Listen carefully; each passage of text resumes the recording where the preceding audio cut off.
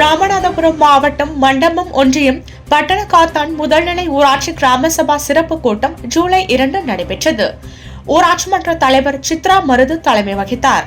ஒன்றிய கவுன்சிலர் மருது பாண்டியன், ஊராட்சி துணைத் தலைவர் வினோத், ஊராட்சி ஒன்றிய உதவி பொறியாளர் அர்ஜுன் முன்னிலை வகித்தார்.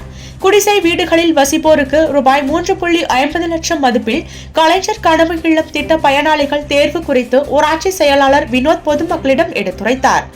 பழைய பயனாளிகள் பட்டியலுக்கு மாற்றாக புதிய பயனாளிகளை சேர்க்க கோரி பொதுமக்கள் கோரிக்கை விடுத்தனர்.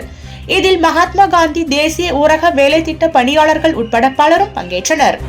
ஒன்றிய உதவி பொறியாளர் அர்ஜுன் கூட்டத்திற்கு 1 மணி நேரம் காலதாமதமாக வந்ததால் பொதுமக்கள் சிரமப்பட்டனர்.